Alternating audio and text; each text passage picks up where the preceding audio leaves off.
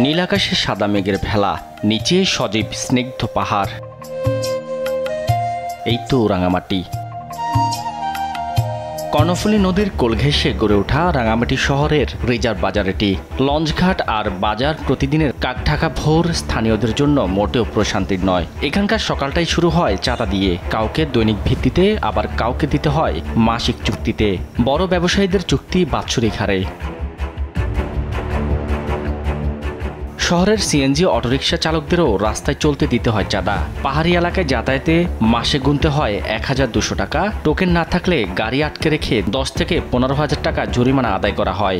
আপনি গাছের ব্যবসা করেন, মাছের ব্যবসা করেন, বা কাঁচামালের ব্যবসা করেন, মাছের ব্যবসা করেন, যাই করেন, ওদেরকে একটা চাঁদার হাত দিতে হবে। আমাদের চাঁদা না দিলে হয়তো দেখা যায় অনেক সময় ড্রাইভারদেরকে নিয়ে গিয়ে মারধর করে। অটোরিকশা চালকদের সংগঠন বলছে, চাঁদা না দেয়ায় অপহরণের শিকারও হতে হয়েছে অনেককে।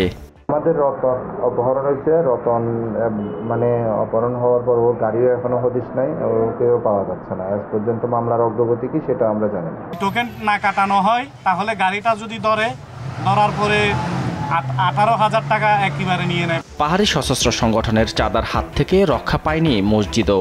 সম্প্রতি আসাম বস্তি এলাকায় উপজেলা মডার্ন মসজিদ নির্মাণের সময় অস্ত্রধারীরা এসে কাজ বন্ধ করে দেয় এবং 40 লাখ টাকা চাঁদা দাবি করে। পরে 25 লাখ টাকায় দফা রফা করে কাজ শুরু করে ঠিকাদার। গাড়ি নিয়ে আসছিল, 3টা মোটরসাইকেল 1টা মোটরসাইকেল আসছিল, আসা ঢুকে বলতেছে কাজ বন্ধ করে।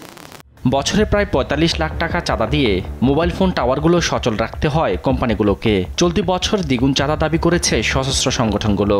তাতে অস্বীকৃতি জানানোয় খাগড়াছড়ি ও রাঙামাটিতে 24টি টাওয়ার ভেঙে ফেলে দেয় সশস্ত্র বাহিনীগুলো।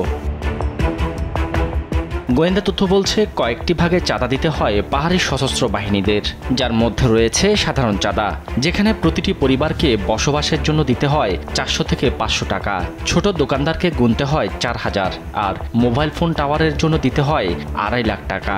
বাজারে কেউ এক ছড়া কলা বিক্রি করলে দিতে হয় 30 টাকা, আর বাগানের মালিক হলে 8 থেকে 10,000 টাকা। যানবাহন চলাচলের লাইসেন্সের চেয়ে জরুরি চাঁদার রিসিট। চাঁদার হাত থেকে রেহাই নেই সরকারি প্রকল্পের ঠিকাদারদেরও। প্রতিটি প্রকল্পে 8 থেকে 10% দিতে হয় চাঁদা। শুধু ব্যবসা করলেই নয়, গ্রামের সালিশেও চাঁদা দিতে হয় পাহাড়ি সশস্ত্র গোষ্ঠীকে। এভাবে বছরে 700 কোটি টাকা চাঁদায় আদায় করছে পাহাড়ের সক্রিয় 4টি সশস্ত্র সংগঠন, ইউপিডিএফ ডেমোক্রেটিক, জেএসএস ও জেএসএস সংস্কার। নতুন আতঙ্ক হয়ে দেখা দিয়েছে কেএনএফ। এমন চাঁদাবাজিতে শুধু বাঙালি নয়, পাহাড়ি ক্ষুদ্র নৃগোষ্ঠীর মানুষও অতিষ্ঠ।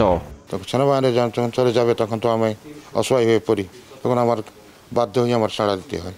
সাড়া দিলে তো এখানে আমি থাকতে পারবো না। আমরা মনে করি সবসময় আমরা শান্তি চাই এবং আমরা যে সবাই ভালোভাবে এখানে থাকতে পারি, এটাই আর কি।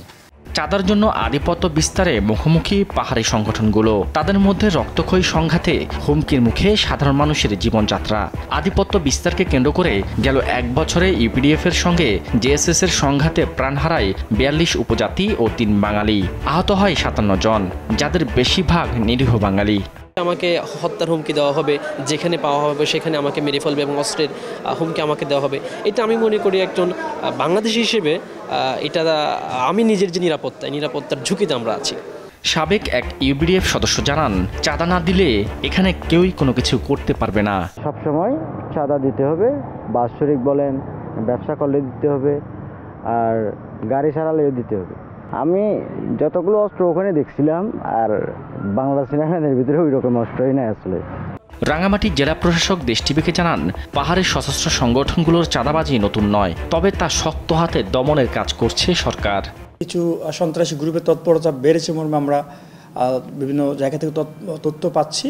তবে আমাদের নিরাপত্তা বাহিনী সহ সকলের সমন্বিত প্রচেষ্টার কারণে সেটা জেলার আইনশৃঙ্খলা পরিস্থিতিকে নেগেটিভলি খুব বেশি এফেক্ট করতে পারেনি। একই সঙ্গে পাহাড়ি বাঙালি সংঘাত দূর করে দেশের স্বার্থে সরকার কাজ করছে বলেও জানান জেলা প্রশাসক। অপরূপ সৌন্দর্যে ঘেরা এই রাঙামাটি পর্যটকদের হৃদয় ছুলেও স্থানীয় বাসিন্দাদের মন বিষাদে ভরা। এখানে অবাধ চাঁদাবাজির বিস্তরে অনেকটাই অতিষ্ঠ হয়ে পড়েছে জনজীবন। তাই তো স্থানীয় পাহাড়ি বাঙালিদের দাবি, অচিরেই সরকারের নজর পড়বে এই রাঙামাটির দিকে। সাদাত নিশাদ, দেশ টিভি, রাঙামাটি।